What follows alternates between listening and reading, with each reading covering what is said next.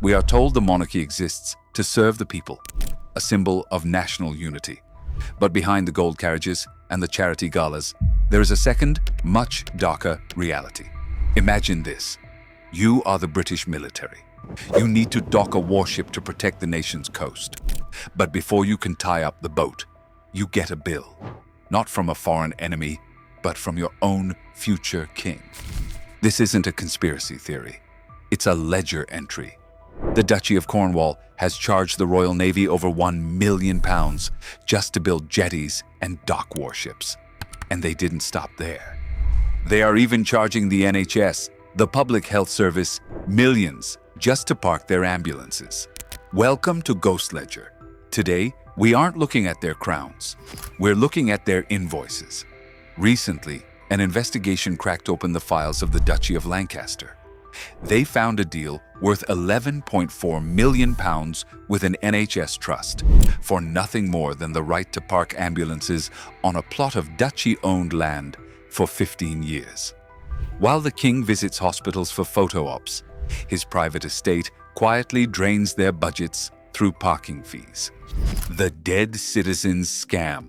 But charging the military is nothing compared to what they're doing next. Because the next line of the ledger, it involves people who can't fight back. The dead. Bona vacantia and dead citizens' assets. There is an ancient feudal law called bona vacantia. In most of the UK, if you die without a will and with no next of kin, your assets go to the treasury to be spent on public services. Schools, roads, hospitals. But not here. If you die alone in the Duchy of Cornwall or the Duchy of Lancaster, your money doesn't go to the public. It goes directly to the private estate of the king or Prince William. We are talking about millions of pounds, unclaimed savings, the contents of pockets, the value of small homes, everything collected by the duchies. Officially, they claim this dead money goes to charity, but investigators found something else.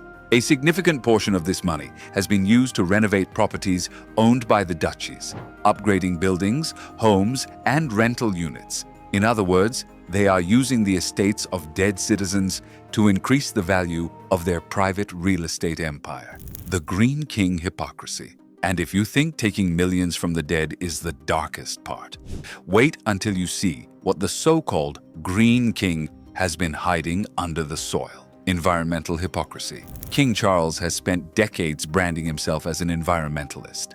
The Green King, the man who talks to plants. But open the ghost ledger and the green paint starts to peel. The Duchy of Cornwall owns massive tracts of land, including sections of Dartmoor. And what have they done with it? Leased it for mining and quarrying. Critics warn about damaged landscapes, destroyed habitats, and long-term environmental scars. But as long as the rent checks clear, the operations continue. It's the ultimate conflict of interest. On stage, they preach planet saving. On the balance sheet, they profit from tearing it apart. The game is rigged. But here's the twist nobody expects. This entire system survives because the rules of the game are rigged before the game even begins. King's consent and hidden law. Editing. You might ask, how is this legal? Why hasn't Parliament stopped it? Because a secret parliamentary mechanism prevents it. It's called King's consent, and it is not the same as royal assent. Before a law can even be debated in Parliament,